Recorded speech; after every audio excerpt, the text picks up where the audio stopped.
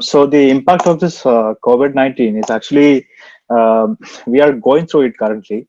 So to be honest, actually, it's very difficult to say what is the real outcome or what is the real impact of this COVID all over. But what is going on in the industry or in case of our company, I can say that now everybody is actually getting prepared for a big hit, at least for the coming 1 year. So companies are actually trying to squeezing, especially cash flows, and trying to work on sustainability for the coming 1 year. That is what which is going on. So in terms of the job market, maybe we may see a hiccup maybe next year and next year, like what we faced in 2018, 2008 financial crisis. But at the same time, I, especially for those who are actually in this particular segment, Japanese language learning industry, I think there is not much to worry about, because you are actually learning something which is a very special tool and which has a opportunity over the long run. So this is a time where you can actually focus on sharpening more your axis and getting ready for the getting into the industry. Yeah. So, from my perspective, the COVID-19 has created a very challenging situation. But I feel, though it is a challenging situation, there are a lot of opportunities as well. So, in this situation, we are like adjusting to the new mode of working. Then we need to master new skills. So, in that way, it's a good thing. I would say it is a good aspect of the COVID-19. And when it comes to Japan environment, the work environment, as you know, it is very rigid. So when before the COVID-19 started, even though many companies were doing that hataraki kata kaikaku, though they have started working on that, it was not getting very much popular, or like they are doing a very surface level activities related to the hataraki kata kaikaku. So from that perspective, COVID-19, what you call, encouraged the work from home facilities, and people started coordinating well with online medium. So in that way, I say I would look at it as a good impact. And also, what do we say? There are from Japanese bilingual perspective, as Alvin mentioned. See, we need to whether the industry changes or is such kind of crisis happens. First of all, as a bilingual professional, we need to understand the maybe the customer kokoro, the actual what they want to convey. That, I mean, we only can convey it. So that is the biggest aspect, I think, and it will not be changing after the corona crisis also. So that's what my thoughts on that. Thank you. I'll try to conclude it in 1 minute. Yes, it's everyone is aware about how this COVID-19 is impacted across the world, not only in India, Japan, and other countries. It's a global crisis and global impacted. So yes, the industry of IT industry and the manufacturing industry, all industry has got impacted with it. How this the will come up with the this issue and the crisis? This, I think, the government and the industries across, they are working on it, and they're trying to generate the work, and trying to restore the resources. So yes, we just cross fingers, and we'll hope we will come back to the economic again. For the impacted, that's much I can say. And coming to the second question about the opportunities for Japanese language learners, I can say yes. Since everyone is aware, Japan has postponed the Olympic for next year. So definitely job creation will be there in the coming months or days. And the industry is also, as Prime Minister of Japan, Shinzo Abe-san, has announced to bring companies from the China to Japan. So those opportunities will be there for the language learners across the world, India and everywhere, and mostly looking forward for the language specialists. I can presently I can see there are many people in the 7-Eleven and many shops, in night jobs and other works, in airports, many places. Japan needs language support, English language support. So only you can support when you know the Japanese language.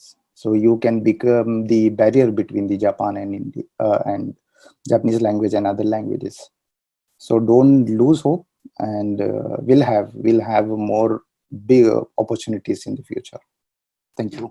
So on the impact to the industry, in my case, the manufacturing industry, automotive specifically making cars, there is a impact, and that will be a negative impact or a bad impact. Analysts would be calculating the impact scale.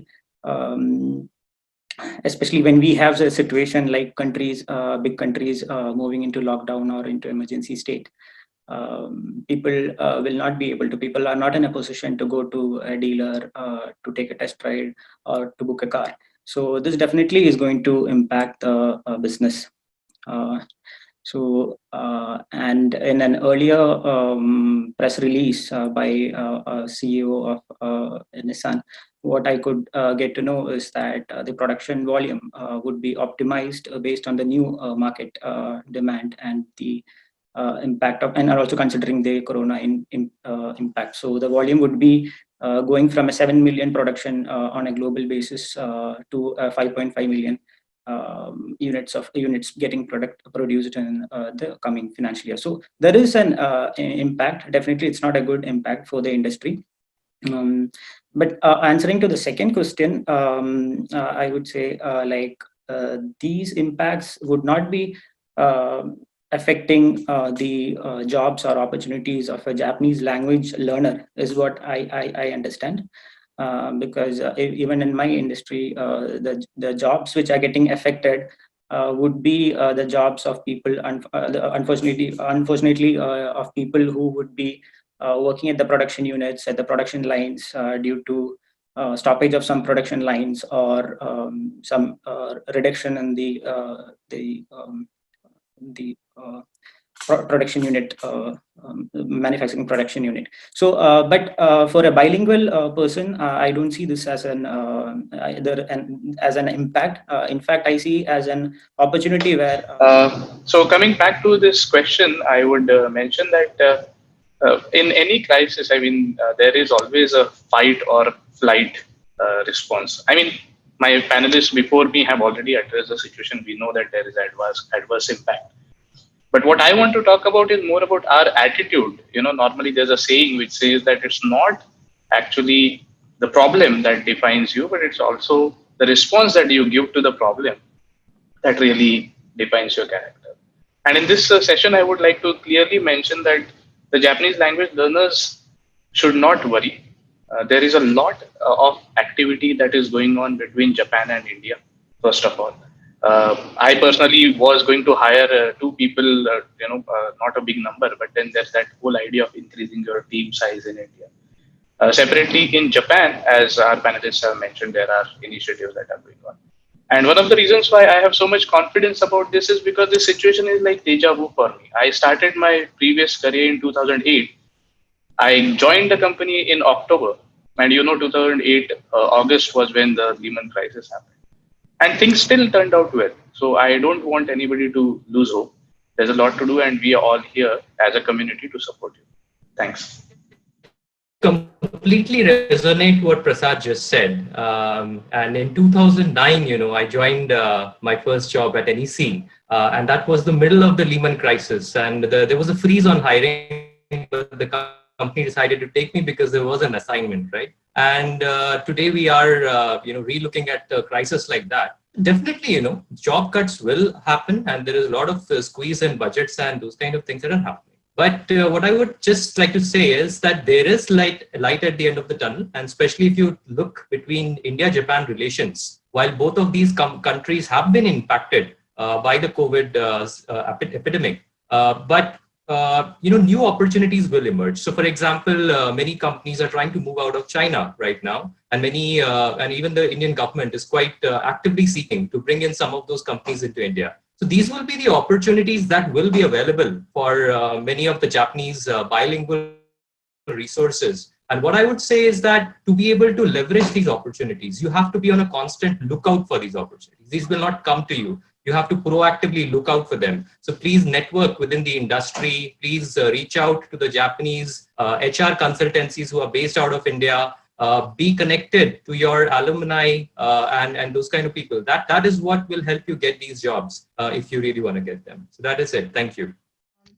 So with the first question, even I agree with Vineet-san, Prasad-san, where it's actually the whole world is looking at is it in a negative way. However, within our field, I really don't see a lot of impact because there is a lot of offshoring actually going on. So let me explain that a little bit. So with a lot of people starting the work remotely, which is work from home or work from away from client location, especially in my company when there was a huge emotional distress of what is happening, everybody is working from home, and are we going to lose projects.